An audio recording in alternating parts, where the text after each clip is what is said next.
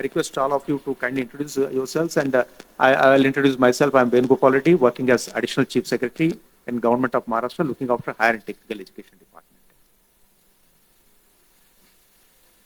Hello, good morning. I'm Dr. Karmalkar, presently chairing basically the task force which has been made to implement the new education policy in the state of Maharashtra. Prior that, I looked after basically this, chaired the steering committee, in fact, for the last 3 years. And prior that, I'm a retired Vice-Chancellor, Pune University. Good morning. I'm Charu Malhotra. I'm a co-founder and managing director, Primus Partners. It's an Indian management consulting firm across several sectors. One of the areas which is of focus for us, and that's why I'm here today, is education, employability, and entrepreneurship. And I look forward to co-chairing this session and hearing the valuable suggestions which we can actually carve out into a non-paper if we can. I'm Dr. Parag Kalkar, Pro Vice-Chancellor, Savitribai Phule Pune University, and President, Association of Indian Management Schools.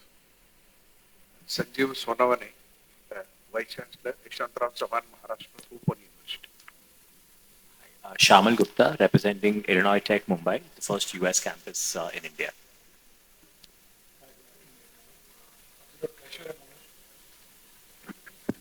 Honored in the middle of the distinguished guest. My name is Vinod Chakravarti. I am Chief Operating Officer for University of Aberdeen, Mumbai campus. I am Dr. Umakant Das, Vice Chancellor, Gokhale Institute of Politics and Economics. I am Sunil Virod, Vice Chancellor, COEP Technological University, Pune. Hello, good morning. I am Dr. Vivek Sauji, Vice Chancellor of Bharati Vidyapit, deemed to be university here in Pune.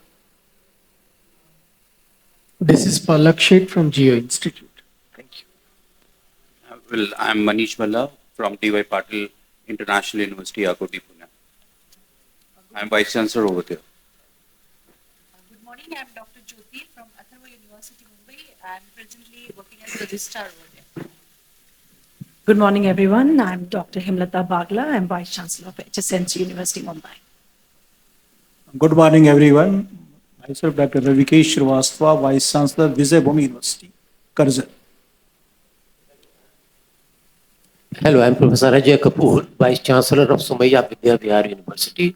Before this, I spent about 40 years in England and Australia in different academic positions, including running universities. Hello, good morning. I'm Professor Mukund Kulkarni, Vice Chancellor of Vishwakarma University, Pune. Now, I'll just set the tone for the discussion. See, when we talk about one state, one higher education system, let us first of all, understand how we operate. Basically, in the context of public universities, I would be able to tell more. But private universities, I literally don't have any experience of this thing. Apart from private universities, we give permissions and statutory recognition, etc. So, see, in universities, what happens is even between the departments, there is an issue of collaboration. That's why we start talking of schools of studies and then various other mechanisms. So that is at one end of the spectrum.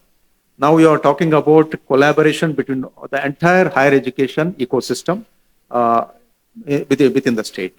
So it can be of academic nature, it can be research, it can be other infrastructure, then industry collaboration, because industry also should become a part of the this entire education ecosystem. Then collaboration with all the other stakeholders, international cooperation, international collaboration. These are the various dimensions of this whole issue. Now, first of all, I think we need to understand what is collaboration that we are talking about. Of course, it's a very huge issue. In a span of 1.5 hours, one cannot really fathom the various dimensions of it. All that one can do is delineate what kinds of collaboration can be there, and then start working on the various issues. Maybe we can prioritize some of the things, and then in the interest of the overall ultimate stakeholder, that is the student, in their interest, what we can set the priorities. Then we can identify some barriers to address some of those important priorities. Maybe we can pick up one or two policy issues where you will have some role to play and government will have some role to play, and how we can navigate through that. So this is to start with, this is a point which I would like to pose now. You both suggest how we proceed further in the discussion. Should we take one by one, or should there be a prevailing discussion or what? So maybe if we can identify certain points, touch points, from all of you, and if there is a requirement to focus on some of those, we could do. So let me just request anything. Can we just have certain areas, and then we dive deeper into those. Obviously, those where there is potential and or a problem, either of these. Thank you, Reddy sir. In fact, NEP provides basically the I would say provides an opportunity to collaborate at various levels, because credits, everything is counted in credits these days. So it can be start basically with the credit transfer. In fact, let's not talk about the national level. Within the state, at least, few credits if someone is interested in going for from the other institute, that is fairly possible because of this particular NEP. New Education Policy provides you that particular flexibility. In the European system, just to give you an example, like there is a Bologna process that's been called, and wherein a student expected to spend at least one semester on the campus of the other, and that too not within the same country, in the other country. It's a consortium of 27, 30 countries as such. Ours is that way, like public state university, there are only 12 or 13 in number, and private are many more as such. Of course, there are going to be problems. Problem be basically the fee structures. Then that's the main thing actually that to a great extent is the hindrance. So we'll have to work on that particular part as such. Secondly, then next comes basically the collaboration for the purpose of doing research. Each individual university, I understand, to a great extent, has its own USP from the research point of view also. In certain areas, they're very strong. In other areas, they may not be. I distinctly remember Symbiosis University, in fact, had approached me during my Vice-Chancellorship that campus of University Pune has a strong biotechnology department. So we would like to collaborate on that. And there would be exchange of students as well as exchange of research activities. So even irrespective of the fact whether you are a private, whether you are a public state university, it's to a great extent feasible. So what is required is basically the change of mindset. That is the first thing. The regulatory authorities and all that, even the regulation, the University Act, Maharashtra University Act also provides you that particular framework wherein you can collaborate as such. Previously, in fact, the previous act, there were certain kinds of, I would say, riders. If you want to collaborate with some institute, maybe not within the state of Maharashtra or outside, you have to take permission of the state government, so permission or NOC from the state government to which this particular institute belongs to. Those kind of things actually I recently, because I've been looking after even the mandatory changes that are required to make in the act also. So in that we have made the proposal, and Principal Secretary has agreed it in the sense the Cabinet also has approved it. So those hindrances, unless and until basically if there are financial things are involved and all that, obviously you will have to take permission and all that. But for the mere academic purpose and for the purpose of exchange of ideas, student research, there is absolutely no hindrance. There is absolutely no kind of a rider. So keeping these things in mind, we are present over here, and they all belong to the states. Obviously, the NEP in itself actually provides the ecosystem. One state, one NEP, and within the one NEP, basically, we can have all these kinds of exchanges with respect to research, with respect to student with respect to anything, even including the infrastructure. So with this, I leave the dais open to every one of you. Let us not look at this as a competition between the institutions because, there's so much of space for every one of us. The very fact that 1.8 million Indian students are studying abroad, that is the parameter which should guide us. We have so much of space to create here. So that's why this ranking and competition, this is, I think, let us remove it from our dictionary and then start discussing. Yeah, please. I would also like to chip in. I'm looking after the ANRF, Anusandhan National Research Foundation, one of the members for both science, technology, as well as the humanities. So the approach that has been adopted by ANRF is a consortium approach. It's not the individual university or institute is getting funds and all. One single proposal wherein many institutes are coming together. In fact, for science, it was hub and spoke model. And hub generally happened to be either the IITs or ISERs, and along with that, consortium of 7, 8, 9 different universities or higher education institutes. So even at the national level also, collaborative efforts are happening. They are promoting a consortium, and if a consortium coming together and putting up a proposal, then only it is accepted. First funding was given to the tune of 100 crores per hub. Of that, basically 30% will go to the hub. Remaining 70% would go to the spoke part of it. Similarly, even recent time, a month before, for humanities also, the funds that were provided were in a consortium manner. Yeah. Yes. These are very, very wonderful guidance, and I'll give you some of my thoughts and we'll develop on that later. So, first of all, what I'm thinking about is having seen this and compare it with other places where I have worked. So, a couple of things come, like as Kamakar sir, you were saying, that model works beautifully well. I remember when I was back in UK, EU used to fund a lot of research, but their criteria was that not only several institutes, but several countries have to partner together. And their aim was exactly this, that how can it all be one? You can compete, but for getting this funding, you have to be one. So that model was very good. The other thing, which more recently, about 5, 6 years back, when I was in Australia, the Vice-Chancellor of Singh University, we had a campus in Malaysia. And I was CEO of that, and I ran that for some time. With state government of Sarawak, they owned 70% of the campus, Swinburne had 30%. Chief Minister was Pro-Chancellor, and being a very small state, they used to come to university very often. But they had other universities also, their own universities, private universities, and other foreign universities.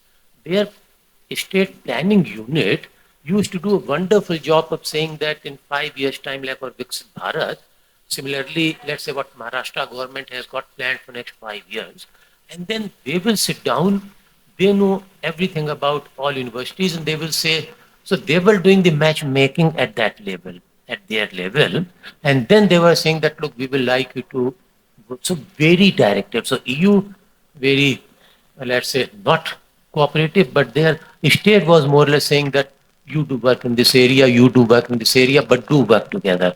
And I found that also worked very, very beautifully well. Then thinking about what I'm observing here, my observing is that there are many government institutes, government aided institutes, and then private institutes who have been aided by government. And there are some institutes who are totally private. They have got their own land and they're putting their own money into things. And we see example of this in India, which is so humbling, people doing this work. So I think regulation can also be geared like that. Like if it's totally government funded, of course, government has a lot more responsibility to look after that money that is going. If land has been given, there should be more questions asked. But if a private group is just putting their own money, before coming to Bombay, I came back from Australia to set up a university for Chinmaya Mission in Kerala. All money is coming from donors. About 30,000 donors gave about 1,000 CR from all over the world to set up that university, to integrate Indian knowledge system with very high quality teaching. So we can look at that kind of model also. If somebody wants to go, then there should be very heavy regulation or relatively less regulation. So those are some of the points which are here. Yeah, thank you, sir. First of all, I'd like to say that NAP 2020 has already given the good gateway for, I think, collaborations and learning from each others, where whatever the credit transfers, academic bank of credit, this is the wonderful opportunities. Now the education is shifting towards the student centric. Let the students should decide whatever they want to learn, where they want to learn. And even after 1 year, they feel that it is not good place to add value for my whatever I am expecting. They can take the transfer and easily the credit can be transferred and it is already available on the portal and that. And fortunately, Visabhumi University, we are getting the lot of the lateral entry. Based on that, whatever innovations we are doing at the ground level. Even the Kasturi Ranganji, late Kasturi Ranganji has visited our campus and during one of the convocation. He was amazed to see that almost everything of the NAP we are practicing on ground. So nowadays the collective excellence through collaboration. This is the one word I would like to pick from the today's discussion. And as much as we collaborate, because all the institution, every institution, like every individual, I believe that they have some strength. Similarly, every institution have some innovations. We are thinking about to have a international collaboration, etc., etc. But ever we thought that we should have some collaboration within our state or within our country, because some strength you have, some strength I have. Let's learn from each other. Education is the only, if you expand, you upgrade the knowledge. If you discuss, if you take the others' minds, others' intellectual inputs, always things will improve. And the purpose should be the how things further can be improved. So as much we are coming together, there is a greater possibility to further improve, whether it is a research or whether it is, yes, in collaboration, the industry collaboration is equally important. Because sometimes whatever we are teaching, maybe it is outdated. Let's have an industry inputs. And most important, that is the board of studies from where the curriculum is started. In the board of studies, if the industry people are sharing the inputs, these are something which we are practicing. Because of the technology, because the AI things are changing very fast. Are we changing, are we updating our curriculum in the same space? That we have to think. So like us, in our university, we are having the BUS mandatory 2 to 3 senior industry expert in each program, so that they are sharing what they are practicing, and we would like to include whatever the inputs, whatever the practice they are, rather than they are also coming to develop some interaction with the student, etc., etc. So these are the some important points we would like to discuss and further will pitch on. Thank you. So when the invite came from Hemant Sahalji that Digii100x is happening for Maharashtra, the thought came that how much of a time we spend together should be fruitful. And then this document I was started working towards. I was part of Maharashtra Vikasit Bharat, Vikasit Maharashtra documenting the report. And I had made my contribution as a part of the report and something which could be utilized so far collaboration is concerned.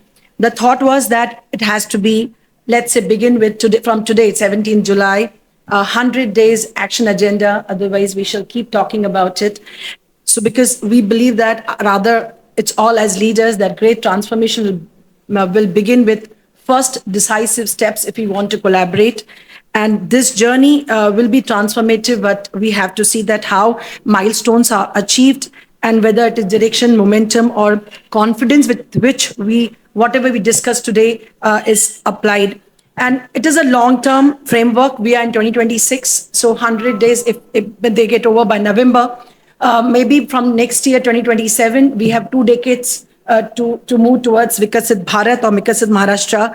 And we have to see that, I believe, immediate actions. So when Mr. Reddy and Nitinji, when they spoke about share knowledge and share resources, the year of collaboration we can begin with this year, and simple steps which will be whether it's academic priorities, and few points were mentioned by Nitinji, and even research priorities. Can we have cross registration of elective courses, which has already started? Faculty mobility program, we talk about faculty exchange in international universities. Why can't we start with India, and the teachers may go and even attend lectures, may go and even address students, whatever expertise they have spent years of teaching, learning. Why isn't that we can't respect them with respect to expertise, and there will be faculty exchange across universities, across colleges.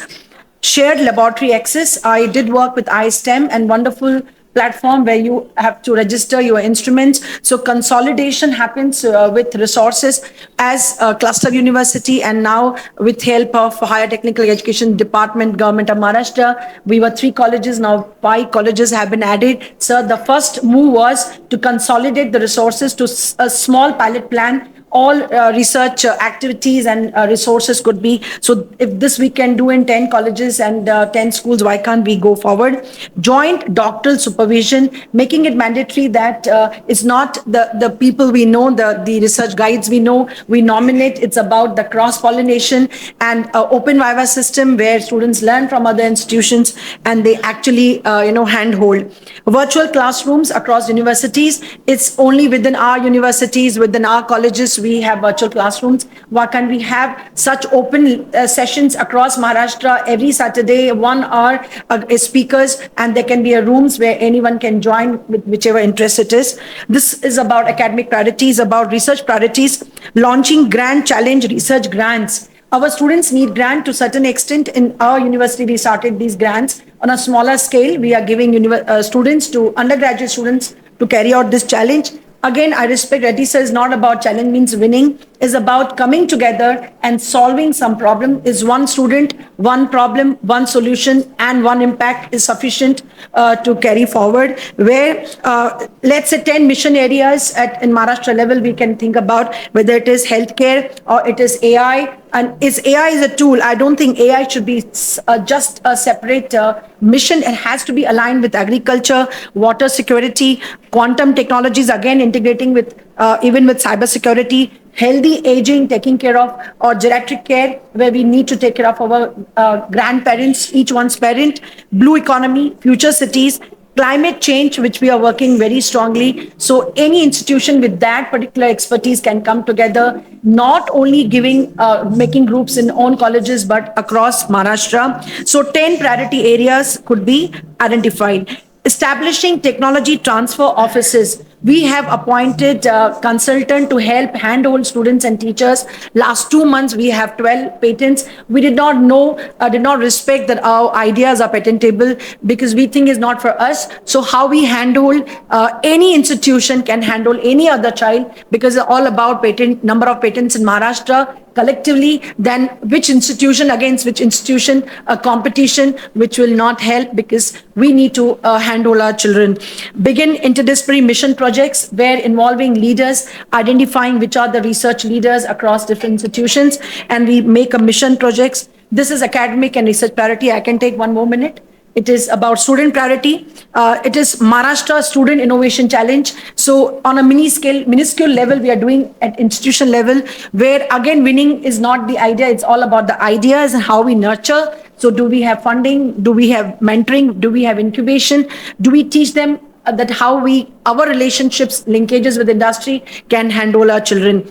Undergraduate research program, which we have started and we are moving forward, and their papers also published in very good Scopus journals. So I believe what is that our children cannot do. Future skills passport pilot. This is a program, again, we are initiating this year, that each child is 100% skill proficiency is possible based on their interest. So it's not that we require separate skilling centers.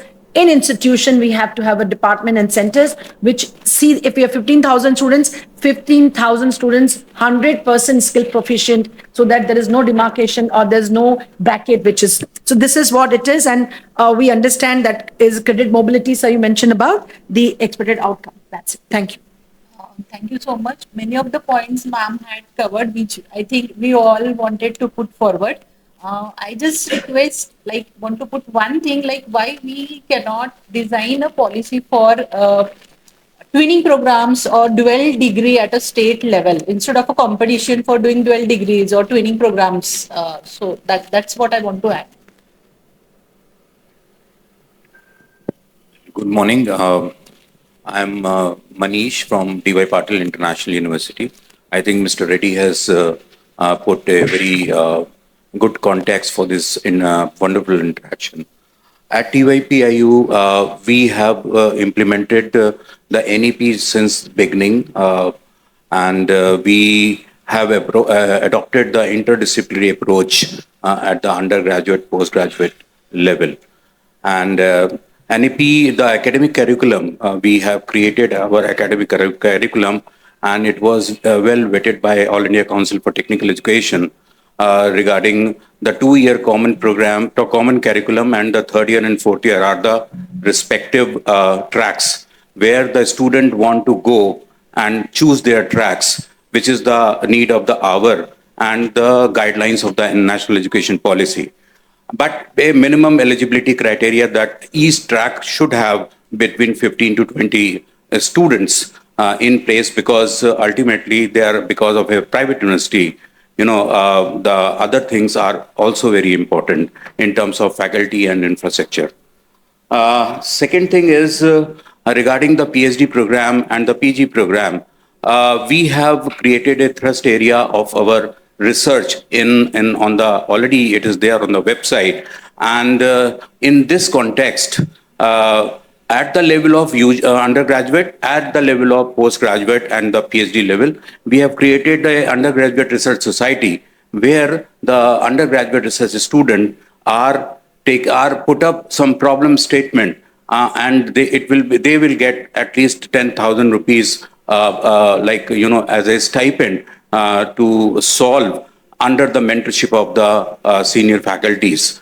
And in the PhD program, we have already implemented the JRF and SRF system, so that as at par with the University Grant Commission, and the stipend will be the same one, whatever the UGC is giving. So in totality, the PhD program as well as the UG program, we are creating wonderfully, good scopus journals from last many years. Other thing is that regarding the collaboration with the peer institutions, I want to tell you that Ministry of Ayush, Government of India has funded around 1.35 crore rupees with the 3 institutions which are in collaboration at the faculty level. And our university has got 35 lakh rupees share from the Ministry of Ayush. So we have already implemented the... That is what that is what I'm telling you. So my request is, every institution has great achievements, but if we go into that, then it will take a lot of time. That I'm coming to, sir. That is why I'm putting this particular context. And in fact, our Mr. Dr. Berud is here from COEP. The academic council professor member of and academic council member is also NRF professor at COEP. So we have already started the collaborating with the peer institution, and we are open to for other peer institutions to collaborate with us in terms of postgraduate as well as the PhD program. Regarding the multiple entry, multiple exit, it is slightly, challengeable in the private institutions because of the variation of the tuition fees.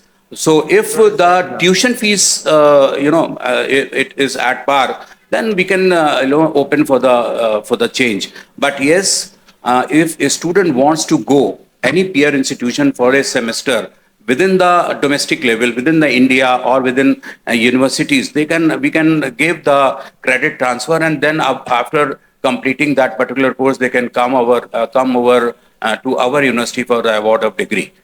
Regarding the this joint collaboration for research manuscripts, research papers, and the proposals, we recently I have visited, the UK universities, and because in UK and abroad, the faculty to faculty, the lab to lab collaboration is very important.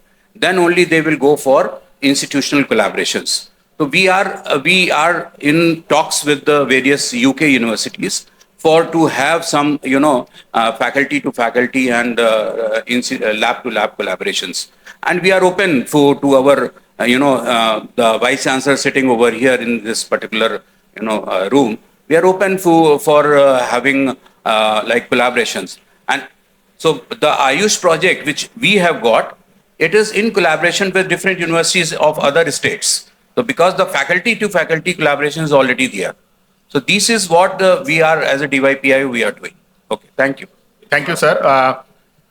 The bullet points, we are creating... One small word. See, kindly don't repeat the points. I request all of you to kindly note the points which have been mentioned, which were mentioned earlier, and the new points can be mentioned. That would be better, I think.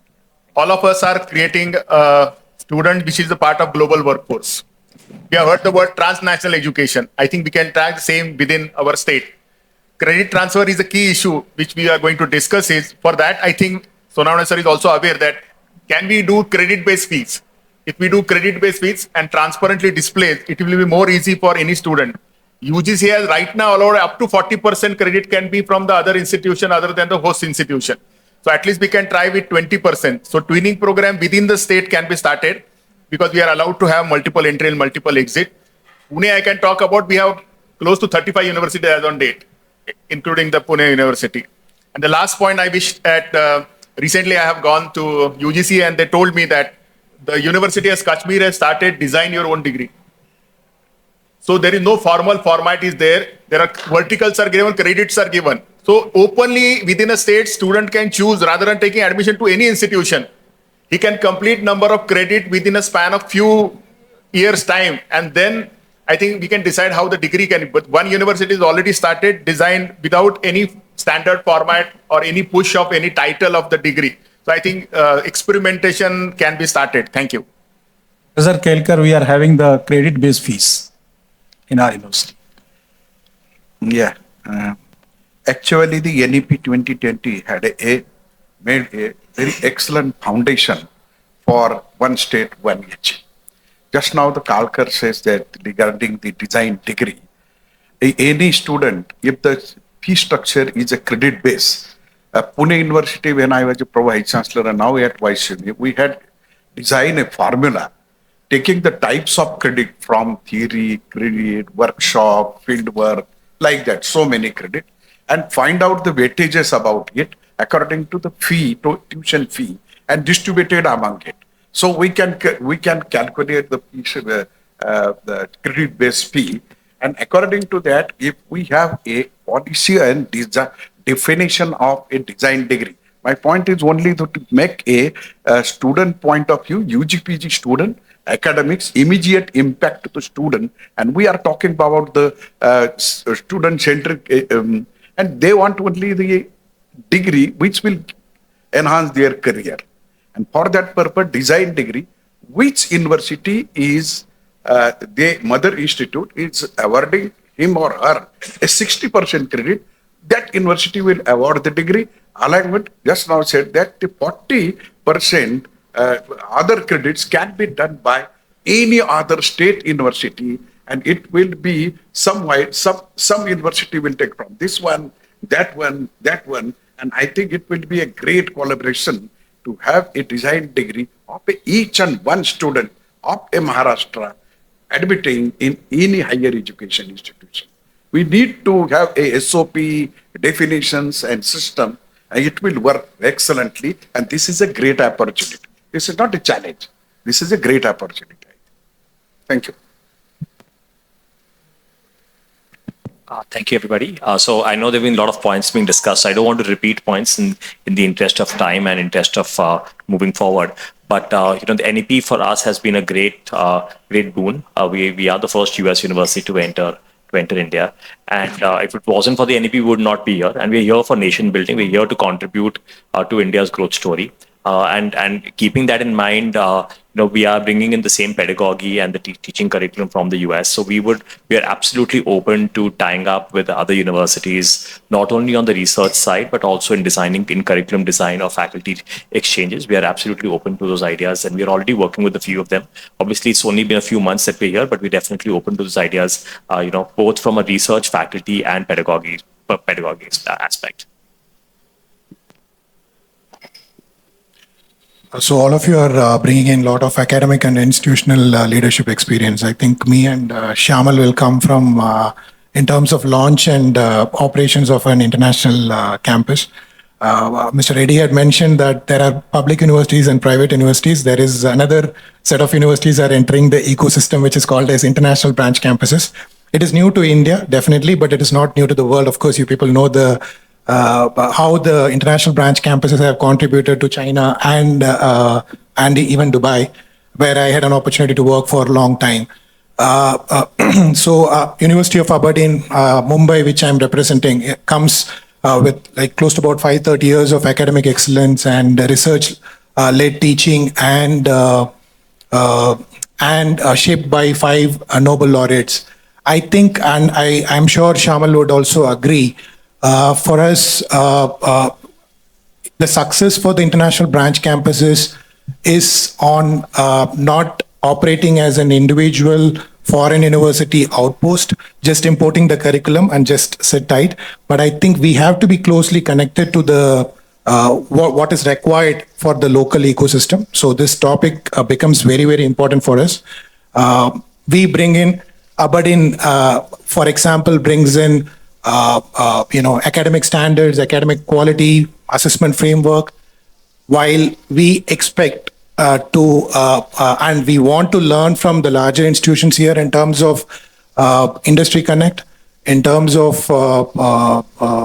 student, what do they expect, and what we can do to collaborate and learn from each other, right? So that's more important, I feel, and it is very, very important. And as both of us are coming from operational side, while the plans and the ideas are great on paper, I think it is very, very important for us to put a structure in place to make it visible, not just for the students, but also for the industry and also for the faculty, more importantly, right? I mean, so I think it is important we should, I mean, like from an international branch campus point of view also, I'll keep it very short. So I think we should look at 3 things very separately and objectively. In terms of student connect, of course, we need to look at how we can make it visible, how we can make them, bring in industry projects, research projects, how do we collaborate with each other, how we can expose them to a large portfolio, not just one particular institution. So that is very important.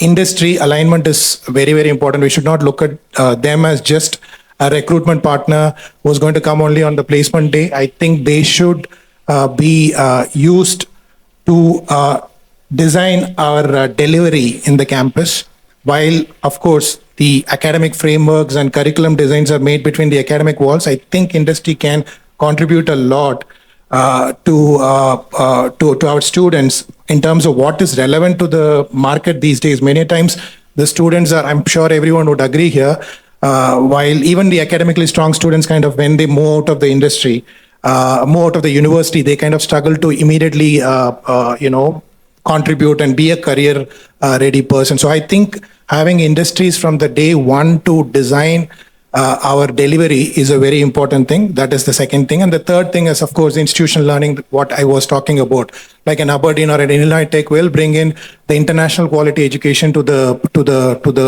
ecosystem.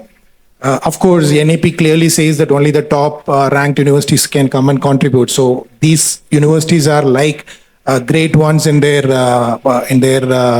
own country, and when they're bringing in, it is going to contribute a lot in terms of to our students as well as the faculty. Meanwhile, we can also learn a lot in terms of how we can put ourselves relevant to the local ecosystem and contribute to the country's industries, opportunities, and also the growth. Maharashtra has a great scale. It is financial capital, and the talent is there. There are a lot of institutional depth is there. I think we'll have to start building bridges now between the institutions so much. Yeah. So thank you so much. So I will just couple of points because most of the things are already told by predecessors. One, of course, is of course but through NEP and NRF, we are coming together. Many institutions are now collaborating and doing research and publication. Because I think we are doing very well in publication, collaborating with other faculties and also research. One thing I think we have to do aggressively, of course, the credit transfer is there, but joint degree programs like, of course, 60-40, though it's there in the paper, but no, we have not, we don't have framework, SOPs, how we are going to allow students to register in other universities, and how are we going to help them, because we have to handhold them so that they can be encouraged to register courses in other universities. Second thing, I think another thing which also we can think of is, of course, the adjunct faculty concept is there, where we are inviting people from the industry and giving the tag of adjunct faculty to contribute. In order to avoid or even collaborate within say universities or institutions, we can enable to give a tag of adjunct faculty or invite the faculties of other universities, which is because as part of ANRF they're doing, but then if we kind of some SOP where they can help us 10% of the time or one course or half a course or one module, if it is formalized, so I think sometimes in the private or semi-private you'll see poaching happens, taking faculty from one institute to the other institute. That to some extent will stop, and people are going to get benefited through that. And of course, the third thing is we have to improve the trust amongst the universities. It's not competition. Certainly, we don't believe in. Though for ranking, we have to compete. But otherwise, for placement, we have to compete. Competition is going to be there. But then otherwise, as far as knowledge is concerned, there is no competition. Thank you, sir. I think this one state, one higher education, we need to understand what are the issues to become one higher education. Higher education covers engineering, arts, science, commerce. So it's not only engineering or the other disciplines, but as we know that the government of India started one nation, one subscription, and that has helped all of us, in saving our money, saving our energy in, subscribing and all that. So that's how can we have one state, one subscription, maybe for anything. You just take any activity what as a state we are performing, and we have one subscription for that matter. And for that case, as my friend said, because I represent engineering institution, the admissions are done program wise. Can we have admission to only engineering program and allow the students to choose his or her credits and then give a degree based on what he has or she has acquired? Earlier there used to be BA mathematics. I don't know whether that is available right now or not, but that kind of system. So what we need is a system where the information is available to the students, to the stakeholders, and the knowledge is disseminated to the students. So we need a bigger picture of our entire education system, at least higher education in state. Why I'm saying is, when I was working in AICT, I had an experience, Professor Balla was also there. A lot of institutions across India, nobody, including AICT, head office, state government, DTE, or even government of irrespective government, the numbers of institution was not matching. So what we did, we developed a portal, and at this point I can say AICT is the only organization which can, with a single click of button, can give this information. So we need to develop that kind of system which will cover all entire higher education. That's it. Yeah, knowledge system or information system. Yeah. Hi. Good afternoon again, and thank you for the opportunity. Yeah. So I think just a couple of points. I'll not repeat certainly what has been said. So I think it's fundamentally a wonderful idea that one state, one higher education policy. Having said that, as everyone is saying that, okay, we have a heterogeneous ecosystem. We have state universities or state-run institutions, private universities, and then of course we are from the deemed university, and each of us has a little different governing structure. And so, I mean, that's fundamentally one thing that we really need to look at. Coming as the first point for discussion, collaboration. Now, let us, I mean, say that, okay, for the time being, we keep the disparities away. But mapping each organization's or each university's strength. Okay, I mean, what do we stand for? What is our USP? I mean, if we are able to map it, if at a state level, say for example, if we are having an excellent infrastructure, facilities, outcome in human health and biomedical research, we have an infrastructure, equipments, whatever you may care. So, I mean, are people around aware that, okay, A has this, B has these, and someone can really go and work out that? So if we are able to map as to what are some of the excellent infrastructure, facilities, faculty capabilities, and so on. So if we're able to do that at whatever regional level, state level, or I mean even local, Pune level, I mean, we'll still be able to create good number of opportunities. That's number one. And number two is, of course, we are looking at the biggest challenge is attracting talent, quality faculty. So now I think that's across the board. I mean, and then what we get is maybe fulfill the regulatory norms and so on and so forth. So how can we again share the faculty resources? Now, regulatory councils mandate you need to have X and Y and so on and so forth. So, I mean, if we are able to share a good thought about virtual lectures or virtual classrooms or some of hybrid learning facilities, I think there are opportunities. I mean, we really need to come out of the mindset that, okay, these are for regulatory compliances and so on. Two more points, sir. I think one, again, Professor Birud has also echoed to that, admission cycles. I mean, at the end of the day, institutions run because admissions, and the admission cycles get delayed. State will have its own cycle, the central will have its own, private organizations, and then I think because of the disruptions, the academics get the last priority. I mean, we are always focusing. And the last point, if you may permit, as you said, that when we're looking at it, we're talking of one nation, one subscription, but at least one state, one data. Now AISHE asks a different data, the DHE asks for data, UGC will ask for data, and then I think more often than not, faculty are busy compiling data. So I think these, if some of these issues are addressed, I'm sure I think we'll be able to work on many good things. Thank you, sir. Sir, I will go into a different tangent. I'll go back to Reddy Saab's inaugural speech where he says, give us idea. And that's what I would like to focus, bigger ideas. So what I would like to do is the first few understanding that when we say one state, I think I would like to connect it with a nation, that unity in diversity. That's what is one for us. It is not a one standard, one thing can create excellence. Second is an ecosystem. You know, if you go to the Silicon Valley or a Kendall Square, it's an ecosystem which has succeeded and built world-class institutions. So we have to also go deep dive.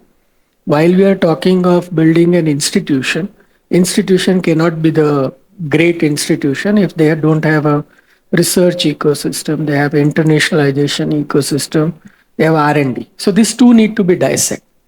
Coming to third point is a collaboration.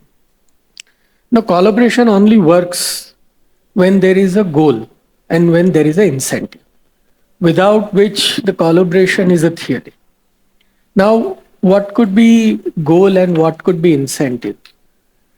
So when I say, if you see the Maharashtra, you know, Maharashtra has taken a leap forward. It is the state which has invited highest international institution on the state, talking of education city. Now can we go a step higher?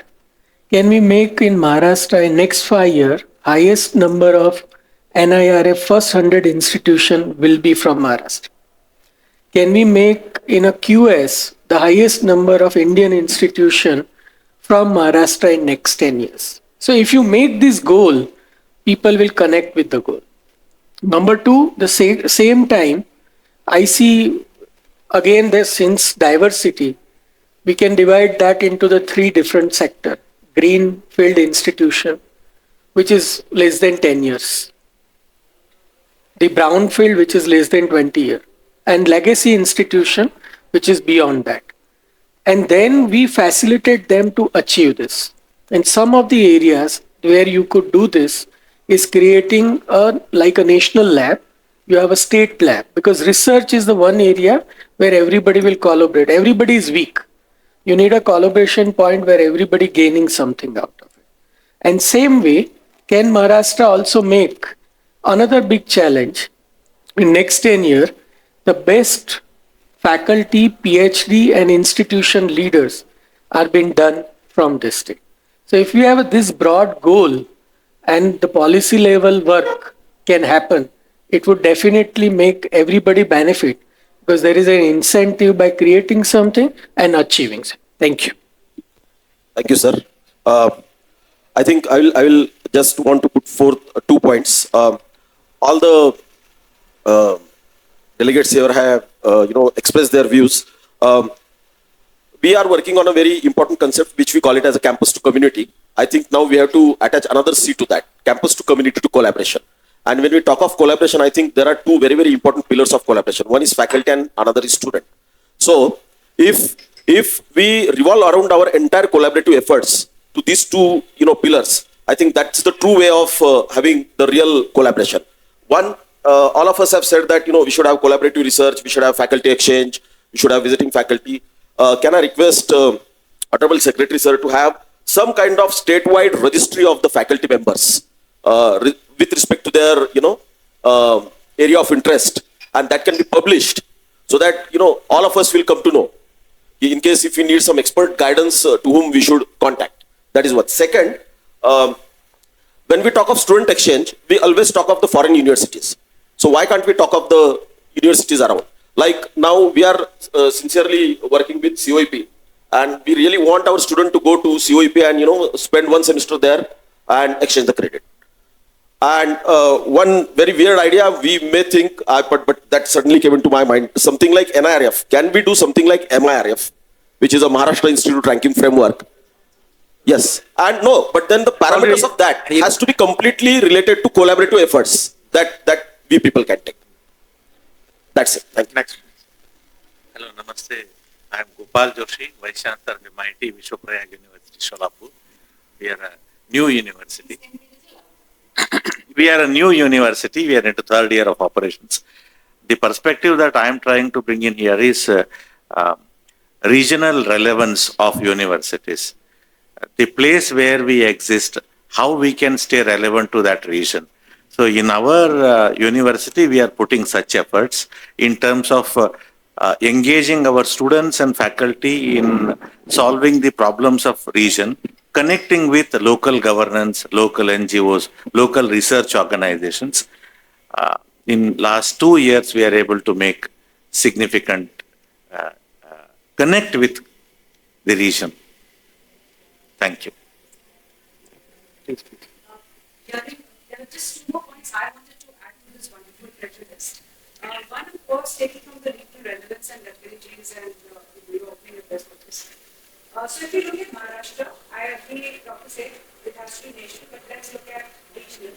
So your industries today here, which are very, known process, of course, auto EV, is textiles, is pharma, is defense manufacturing, it's agri-processing, it is BFSI, it is fintech, it is also ABGC, XR and creative, the orange economy, your Bollywood.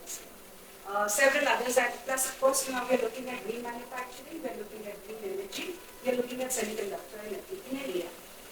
There is a larger market. So given this, in terms of a lot of these incubation based, yesterday I was at the Bharat Fest in Maharashtra. You are listening to your, and co-chairing again with the minister. Vitra has actually experimented with the carbon fiber technology, right? And so here, also under your policy, it is the Education Alliance for Technology. Given all of this, I think incubation and accelerating innovation out of India also becomes important. And when we look at it, then we are looking at can the data across the research data, can it be used as in a community manner? So if we're going to also look at data consortium or a data consortium across your systems, we also get into the GPTP, I'm sure which all universities are looking at. So these are the 2 points I was trying to make.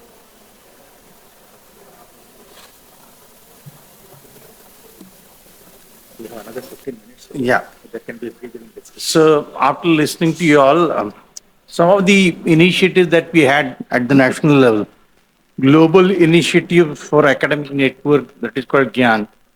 We can have something similar to the state level, some experts from various different institutes, they can be called for a period of 7 days, 8 days, and the like. We bring in a foreigner. That can be also adapted for the state of Maharashtra. Each individual institute perhaps has the best of the people. So those, we can pick them up and bring them onto the campus by following a proper process as such. That can be one. Second, perhaps if through Niti Aayog, in fact, it happened during the COVID time. I was heading the Pune University. In Pune, the industry and academia came together and created what is called a Pune Knowledge Cluster. It's one single platform on which basically there's a visibility provided to all the industry people, whatever they specialize in, all that, whatever product they're making and all that. And apart from that, other part was basically the academic institute would be interested in collaborating with them. And initial funding was provided by Niti Aayog. Now it has become a self-sustaining unit. They have their own corpus of about 30 odd crores now. Initially, a seed fund was provided by Niti Aayog. And a couple of good things are happening. Just to give you an example, like during the COVID, the serological survey of Pune region was conducted by academic institute. The funding came from industry as such. So that is how this kind of a collaboration to a great extent can work. So something similar can happen over here also. We can have a state knowledge cluster. Since we are speaking about Digii100, so obviously a digital sort of a platform can be made available and on which there would be registration of the institute. Next, basically, you all people can create what is called as a digital content, and sir would deliberate more on that. The state of Maharashtra, like Swayam, has created what is called as a Mahajnanadeep. So initially, at least by putting up your own content, there is a collaboration that immediately will start happening, like the sharing of data, sharing of basically human resource, content and all that, that can be possible. And lastly, again, making use of the NEP, for the student purpose, in fact, the exchange of student can happen, what is called as basically a social internship. A student from one institute will go to the other institute for teaching purpose or for any other purpose. That can be called as a social internship. So these are the couple of things that came to my mind. I wanted to put forth before you all for discussion and deliberation. Thank you. One or two more points come to my mind, and some beautiful points have been made, but unfortunately the scientist in me can think of 5 positives and 5 negatives with each of those suggestions. And I will not go through that particular list, but what I'm suggesting is that can we have another longer meeting to go through change of that policy in a very realistic way? Our behavior, when I'm saying university's behavior, will be what it is. One thing will be said here, different thing will be done when we are outside, sometimes by our own desire, sometimes by the pressure of faculty and others. So with that, it will be very good to see what are the positives and intended or unintended consequences of that policy change. What does that mean? And then we can go through, like credit transfer. I mean, I've spent 40 years, all of them, top universities within top 100, they all had credit transfer. Barely a single student will go from one place to another. Same UK-based universities, Australia-based universities. Curriculum matching, impossible. Solid mechanics 1 in IIT BHU where I studied, solid mechanics 1 in, let's say, VIT, or IIT Bombay, why should they be exactly the same? Nobody can guarantee. So if they say I've done solid mechanics one, now I'll go for another course. How do you guarantee that? If money is involved, games will be played by students, by universities. So unintended consequences can be much problematic. Internationalization is wonderful. I did that for many years. 100 PhD students I gave to IIT Hyderabad when they were growing up. I know exactly what that means. 1.5 million students from India go. Are they going to get a degree and come back to India? No. No, they don't. They're going to migrate. Let us be very clear about it. So curriculum and everything is very good. In Australia, they have a skills list. Every couple of years, government will change the things required in a skills list. 2007-8, they said hair cutting is number one. Everybody went for hair cutting. I'm telling you, it's the truth. You can check it. So let us be very clear. One thing on internationalization we find is that we say top 500 universities in the world can come in, and we waive all the regulations. I did an analysis and I can send it to you, sir. If you like, our NAC rating, how many institutes participate and how many actually get A++. And if you see how many participate in all these international rankings and how many get, our A++ is sometimes 3 times harder to get than top 500. So I wrote to Niti Aayog when they consulted, I gave them this data. They said you can now consider A, but you get 2 consecutive A's. But I don't think anybody has done this analysis of how many actually pass through that, because there are some new universities, they have gone through it only once. So that kind of checking the effect of what will happen of that policy change will be very useful. There's a lot of wonderful experience globally available. We can talk to them, they will give it to us. Thank you. Thank you, Kapoor sir. Of course, we have, yeah, please. When Karmarkar sir was a Vice-Chancellor at that time, he may not be remembering, but I placed one resolution in the Academic Council to establish a EduPyramids Center. And just you are saying, the objective of center was that comparative study, collecting the data, which courses in which global level we are coming up, which courses are outdated. Just now China had reinvented so many thousands of courses. So like that, to study that, we had, but it remains on the only paper, not come into the exist at that time. It was. That I want to share. So I think Ajay Kapoorji has brought out a very important fact into the whole discussion.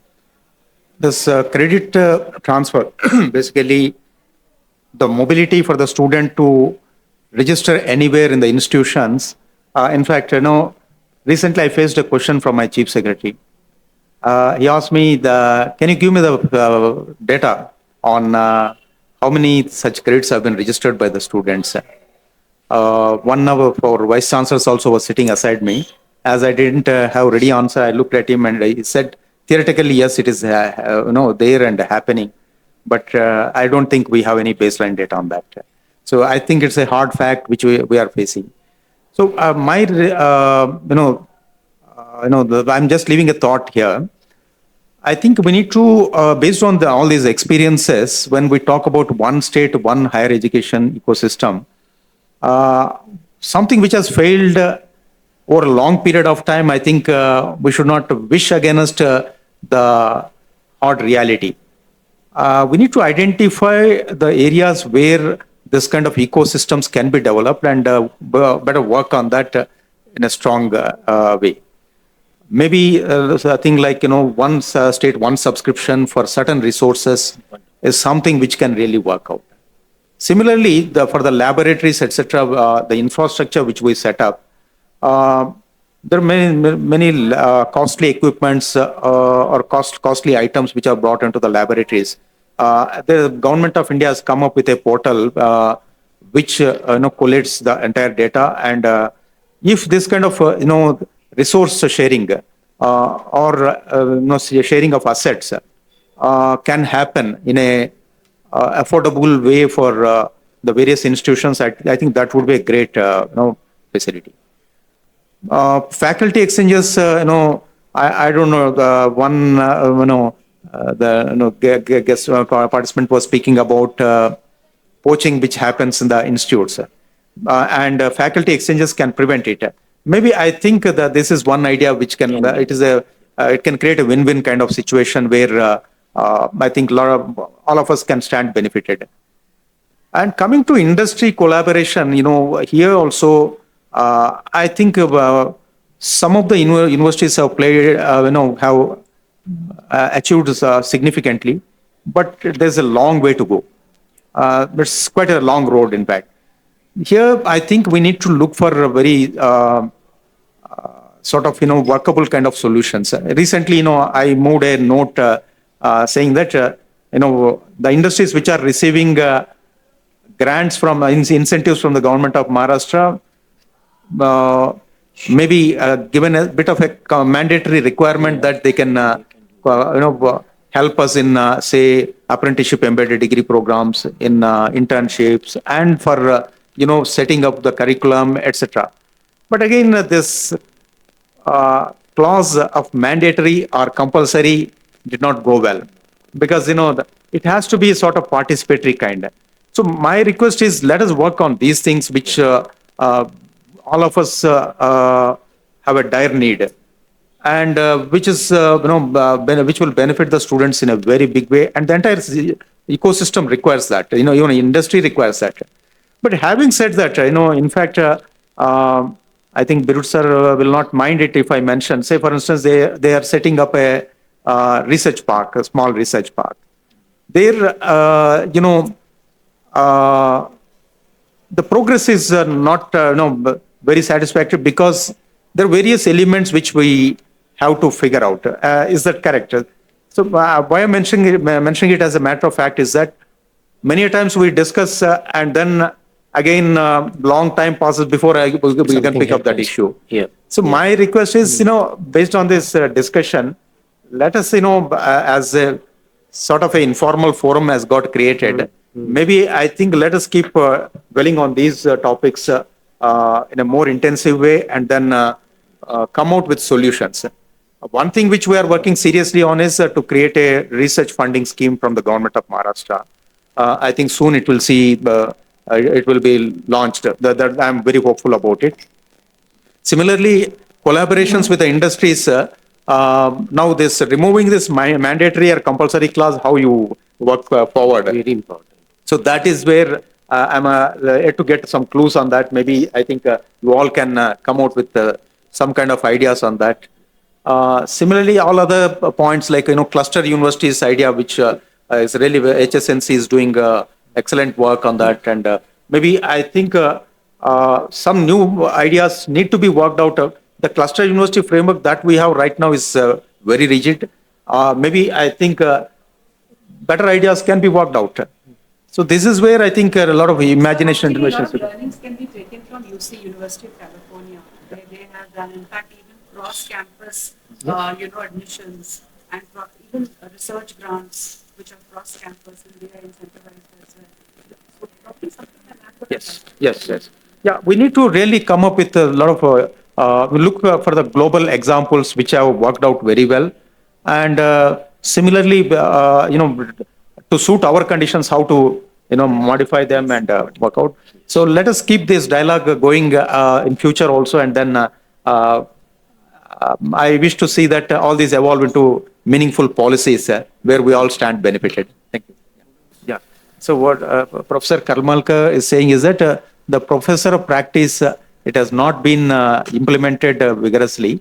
This is something which can really become a game changer. Yeah, this is the I think good suggestions, particularly the industry inputs into the curriculum. 10% UGC has already allowed the professor of practice. And sir, whatever you have just indicated, like NRF, if we can think about to develop SRF, State Research Foundations. That we are working on. Yeah, we're working it will be on a great help for the university. See, when that framework, the primordial model comes up, we'll have a dialogue with you also. Yes. And we'll make all of you partners in that. and little bit more flexibility in the system. Particularly the NAP has given the lot of flexibility. Let the students should decide what they want to learn. Based on that, the curriculum can be defined. Like you are saying that the curriculum may not be the same, but the learning outcome is the same because they are going to work in the same industry, same company. Well, I'm very much for that, but there are nuances. So there are, let's say, courses which are very independent. So if you are doing, let's say, appreciation of art, which is only one module, you can use that. But there are courses like which are building upon each other. I understand. You have to see the mapping of the courses during the transfer of the credit. So nuances are great there. So everything can't be, and mandating will be difficult. Sir, if there is a gap, we can introduce the some bridge courses. And that is the only way we can encourage the credit transfer. Tell me, if you have 30 students from different 30 institutes, 30 bridge courses. Dr. Kapoor, yes, I think so. Everybody, I'm sure, has not been able to put forth. Maybe you can even write in and to Digii100x, and we'll also compile at least this discussion that's happened today.